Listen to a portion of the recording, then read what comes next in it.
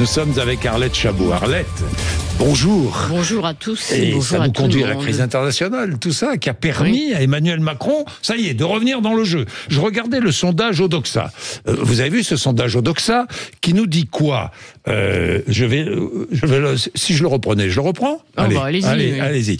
Dites-nous si vous feriez confiance ou pas confiance aux personnalités suivantes pour faire face aux menaces auxquelles notre pays est confronté. Qui arrive en tête? Édouard Philippe, 43%. Devant Bruno Retailleau, qui fait une percée, 38%, qui sera là d'ailleurs ici même. À votre place, Arlette, mercredi prochain. Marine Le Pen n'est plus que 3e, 36%. On voit que la situation internationale n'est pas bonne pour elle. Nous sommes avec Gabriel Attal, 4e, 34%. Emmanuel Macron, 5e, 33%. Donc en augmentation. François Bayrou, 26%, pas terrible. François Hollande, 25%, pas terrible. Laurent Wauquiez, 23%, c'est pas terrible. Et alors Jean-Luc Mélenchon, 14% au fond du classement. Personne, ou presque, ne fait confiance en Jean-Luc Mélenchon dans le cadre actuel de la situation. Bien. Emmanuel Macron, donc, revient dans le jeu. Oui, absolument. Il revient dans le jeu. Il faut dire que c'est l'élection de Donald Trump et puis le tourbillon qui a suivi, effectivement. Oui. Qui le remet dans le jeu national, on va y revenir, mais aussi sur la scène internationale. Pourquoi? Parce qu'il a un avantage qu'on répète souvent, mais c'est juste et une évidence.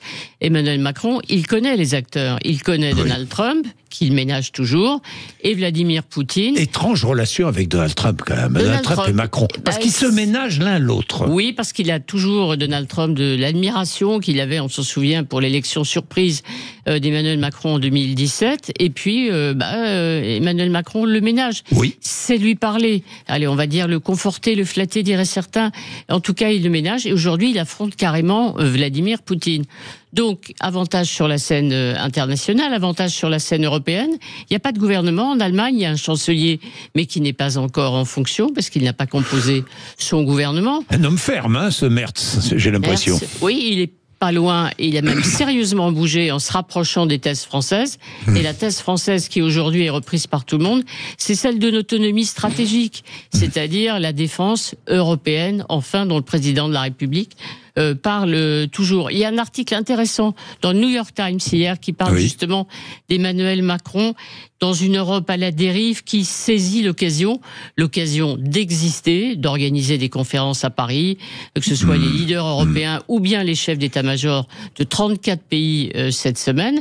Voilà, il avance effectivement, Emmanuel Macron. Il est assez à l'aise dans les crises, et plus à l'aise dans les crises que dans le reste. D'où, sans doute, l'évolution des opinions publiques, parce qu'en France, il y a un débat, évidemment.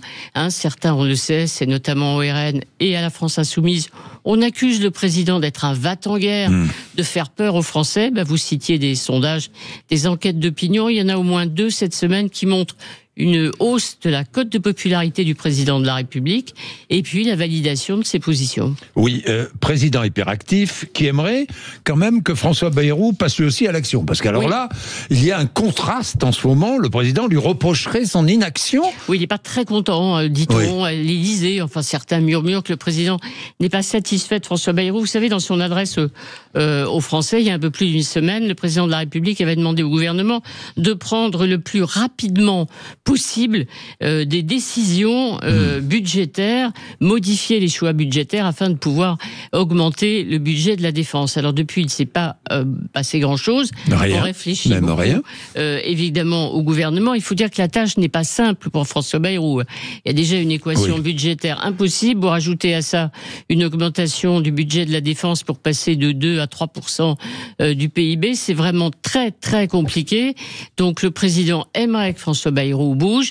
Juste à présent, il a juste dit qu'il fallait ménager et préserver le pacte social. Alors on va voir si ça bouge. Il a compris une chose, François Bayrou, la crise internationale, c'est bon pour le président de la République, et pour lui, il n'y a que des coups à prendre. Il n'y a que des coups à prendre. On dit, il se murmure que des décisions seront annoncées le 20.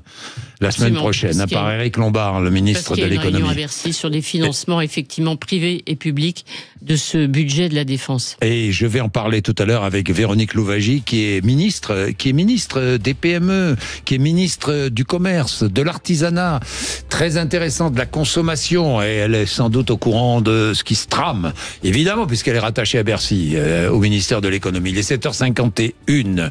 Vous êtes avec nous.